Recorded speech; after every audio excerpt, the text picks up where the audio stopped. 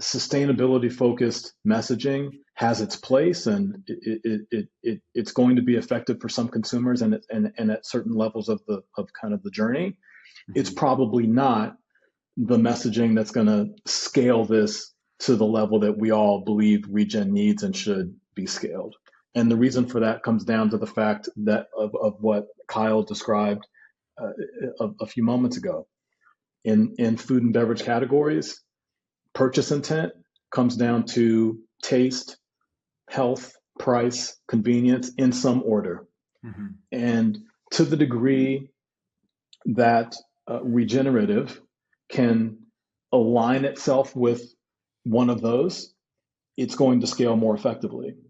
The good news is that there's a ton of evidence that, in fact, regenerative practices are can be linked to better nutrition outcomes and eventually, hopefully, better taste outcomes. There's certainly a lot of anecdotal evidence that there's a taste connection, but there's a lot of actual hard fact, like real science that demonstrates that healthy soil produces healthier food. And as we have folks in the ecosystem like Audacious and Bionutrient Food Association who are drawing the linkage between regenerative and healthier soil and better nutrition outcomes, it feels like we're on a path to actually unlock what I think what a lot of the folks who I spoke with would see as the holy grail. Like the unlock is to be able to speak to all of those things. Now, Yeah. to be clear, it's quite complicated. Like Mhm. in terms of the action steps here, there's some there's sort of low hanging fruit that I can speak to. But then the bigger unlock of like a brand being able to make brand specific claims tied to its Right. practices is it's got to be data driven. The Nutrient Density Alliance has done an amazing job of articulating what that actually requires and looks like.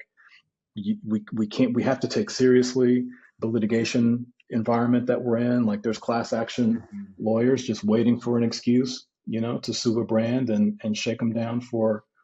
for a settlement. So we have to be careful here. And having said that, the consumers intuitively understand that healthy soil produces healthier food.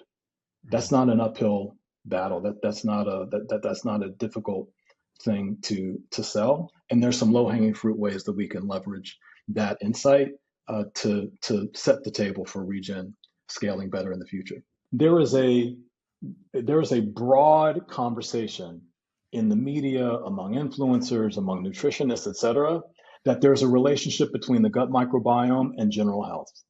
Mhm. There's a relationship between the gut microbiome and immunity. Right. So there's a conversation happening there that some brands are participating in, but it's also just it's just happening in the space because it's been nurtured and cultivated over time, which is very different than a specific brand making a claim that their unique strain of probiotics are going to Mhm. make your immune system stronger. Mhm.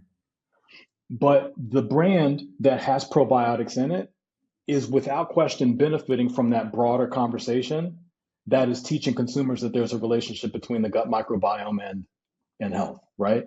Mhm. So similarly, my point of view after having really sort of talked with a bunch of folks and thought about this is that our goal should be that there's a broad, pervasive conversation happening that teaches consumers the relationship between soil health and food nutrition. Mhm. That should be as commonly understood as the relationship between gut health and Yeah. and brain health or whatever.